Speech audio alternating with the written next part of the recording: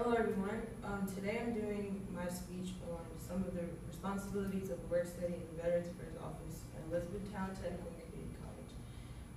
I currently work at ECTC and I am a work study in the Veterans Affairs Office. And today I'm just going to talk to you about not all of the responsibilities and duties that I do, but just give you kind of an idea of some of the responsibilities and duties that I do.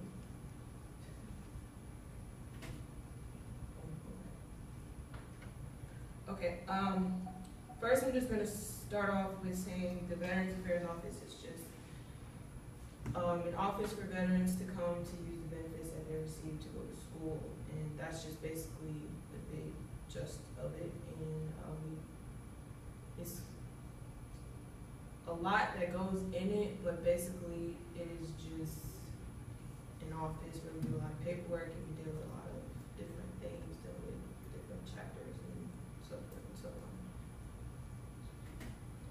Okay, one of the responsibilities that I personally do is it's called logging, and logging is a process in which any paperwork or anything we receive on anybody in the office, I would take it, put it in a database, and I would put their name, their social, the form, the date we received it, and what chapter they are, and then I would put my initials saying that I received it and that I'm logging it in the database.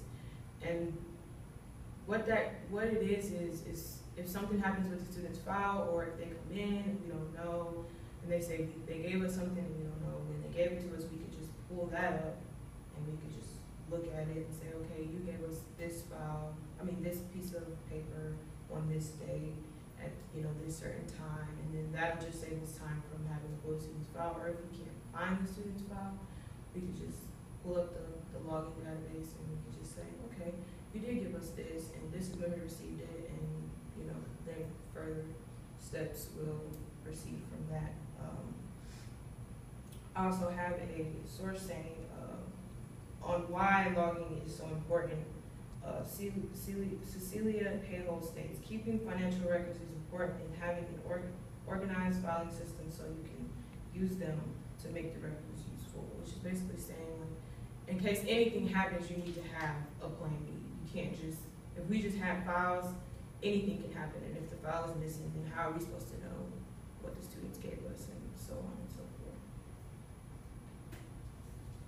Another very important thing is prior credit. What I do in the office with the prior credit is I just send a prior credit letter. It's not really, and in a sense it's kind of important, but I don't really do the prior credit. But the prior credit is just credit that anybody receives from a different college, or you can get military, or just any type of credit that you receive, you are entitled to, and it goes towards your degree. When we get the prior credit, we do it, and then what I do is I will take the student's file, take out the degree plan, make a copy of the degree plan, highlight the prior credit they receive in pink, and then I will send them a letter telling them how much prior credit they received and towards what degree it's going towards. And then I would attach instructions to the letter, and I would give it to my supervisor so she can sign it, and then I would mail it out to them. Also, we do another form which stays in the file, and it's just a form where if the student says, well, I did the instructions, I didn't really get it, they'll come in and they'll just sign it really quick, and that'll be it. But it does become kind of,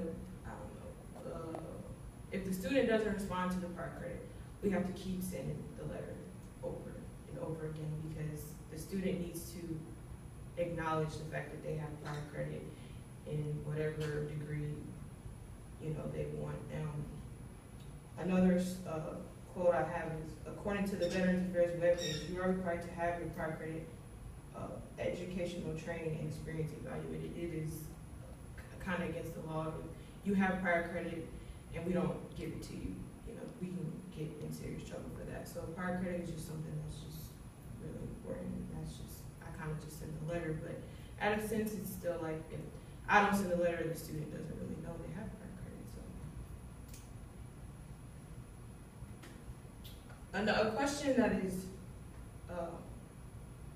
always kind of a frequently question that is asked in the VA office is, when do I get paid? When do I receive my money? That's kind of like the number one question that we hear a lot of times. And it is a very, once you get rolling, it's not that bad, but to start off, there's a lot of paperwork, which, like I said, with the logging, the paperwork we receive, I would log it, and then it would take further steps from there. After it is logged and everything is good, there's a certain amount of paperwork you need to have in order for your file to start off. What I would do when we get all the paperwork and my supervisor says, okay, the file is good enough, you know, send them a letter letting them know we got everything we need, and then we would send a letter saying, hey, we just need this, and then we could start processing. When I get the enrollment form, which is something that has to be done every semester, I will print out a schedule and a bill. I would take the schedule and make sure that all the classes fit. If the classes don't fit, if all of the classes don't fit, I would just send a letter saying all the classes don't fit. If your classes don't fit, you could have 5 classes, and if 2 of them fit and the other 3 don't, you would just get paid for those 2. Classes that don't fit, the VA won't pay you for them. And so I would just send a letter saying, hey, these classes don't fit, I need you to fix these classes so you can receive your money. If all the classes fit, then you're good to go. I'll just go in, do the certification, and then I would give it to my supervisor so she can certify it, and then you'll be good to go. A Veterans Affairs Coordinator, Christina Weiser, states, once the VA processes and approves your payment, you receive monthly payments at the beginning of each month for the preceding month. This applies to a couple of the chapters, but when you get all of your paperwork done and everything finished, then you'll receive your the money that you're entitled to get. And so that's just something I know a lot of students will come in and they'll realize, oh, I don't have my money. So that's just a long, dragged out process. But the only thing that I would do is just set up everything, get everything ready, and then hand it over to my supervisor so she can further process them and, do everything that she needs to do.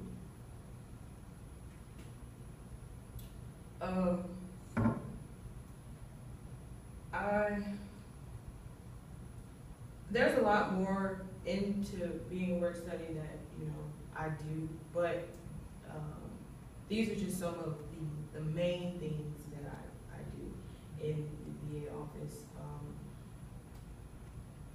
I feel like these are a couple of the important things. A lot of people, they don't really pay the Veterans Affairs Office some attention. They'll come into college and oh, it's the Veterans Affairs Office, whatever. But there's a lot that goes into it. It's not just, we're just not there to look good. We do a lot of work. So I just felt like informing people on what takes place, a little bit of the things that take place in office, so people know, like, oh, they really do a lot of stuff. It's kind of cool. But as far as everything goes, I would say, even though the supervisors sign off on everything and do all the important things, work studies, we kind of just set up everything just to make their life easier, smooth sailing, stuff like that. But